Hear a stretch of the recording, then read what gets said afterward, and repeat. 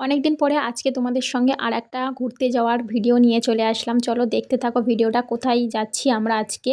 তো দেখলে বুঝতে পারবে যে কোথায় যাচ্ছি। অবশ্য এখন দেখে ভিডিওটা দেখে কেউ কেউ বুঝতেও পেরেছে যে আমরা কোথায় যাচ্ছি। তো কমেন্ট করে জানিয়ে অবশ্যই। এই জায়গাটা তো আমাদের খুবই সুন্দর লেগেছে, ভালো লেগেছে। আমরা মেনলি এসেছি আজকে সায়েন্স সিটি। সায়েন্স সিটি এখানে ভেতরে প্রথমে ঢুকেই আমরা গাড়িটা পার্কিং করে নিলাম। এখানে গাড়ি পার্কিংয়ের ভালো ব্যবস্থা আছে। এখানে পার্কিং করে হেলমেট নিয়ে তো ঝামেলাই একটা থাকে, তার জন্য আমরা হেলমেটও নতুনভাবে সুন্দরভাবে একটা ভিডিওতে দেখেছিলে রাখার ট্রিক্স, সেইভাবে রেখে নিয়েছি। তো ভেতরে ঢুকতেই এখানে একটা কল ছিল আর এখানে বড় গম্বুজ ছিল। তো ওটা দেখে আমরা ভিতরে টিকিট কেটে নিয়েছিলাম। এখানে সবথেকে কম্বো প্যাকেজ নিলে ভালো হয়, কারণ যারা প্রথম আসে কম্বো প্যাকেজ নেওয়াই ভালো আমার মতে। কারণ কম্বো প্যাকেজ নিলে ওতেই সব টাইমিং লেখা থাকে, সমস্ত শো কখন হবে, কোন টাইম হবে, সব কিছু লেখা থাকে। সেই হিসেবে মানে শোয়ে পৌঁছানো যায়। আর না নিলে প্যাকেজটা দেখা যায় যে কখন শো হবে আমরা প্রথমে গেলে জানবই না, তো শো দেখবো কিভাবে। তাই আমরা প্যাকেজই নিয়েছিলাম। প্যাকেজ নিলে আবার মানে টাকায়ও কম হয়, তার জন্য আমরা প্যাকেজই নিয়েছি। এখানে প্রথম আসা হয়েছে, এই জন্য জানি না কিছু, তার জন্য প্যাকেজ নিয়ে নিলাম সব শো ঠিকভাবে দেখার জন্য। আমরা এখানে প্রথমেই চলে এসেছিলাম স্পেস থিয়েটারে।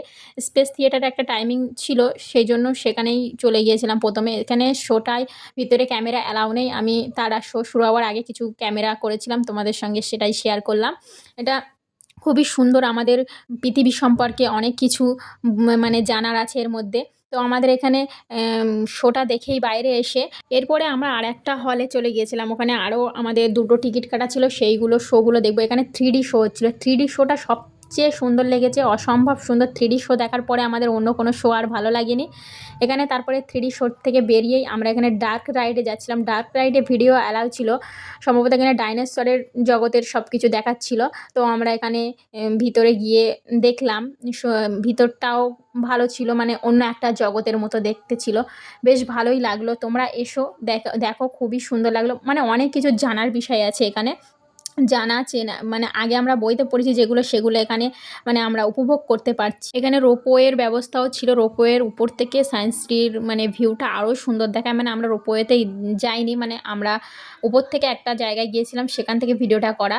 তারপরে আমরা এই স্পেস শিপে গিয়েছিলাম। স্পেস শিপের ভিতরে তো এর থেকে একটা শো হয়েছিল, সেই শোটা আমরা দেখেছি। এরপর সায়েন্স সিটি শুধু বিজ্ঞান শেখার জায়গা না, এটা আনন্দ, অভিজ্ঞতা আর শিক্ষার জন্য খুবই ভালো একটা জায়গা। কলকাতায় যারা এখনও সায়েন্স সিটি ঘুরতে আসেনি তাদেরকে অবশ্যই বলবে একদিন সময় হাতে নিয়ে আসো, ঘুরে দেখো। জায়গাটা খুবই সুন্দর, দেখারও জিনিস আছে, উপভোগ করারও জিনিস আছে। তো দেখা হচ্ছে নেক্সট ভিডিওতে, নেক্সট কোনো ব্লগে।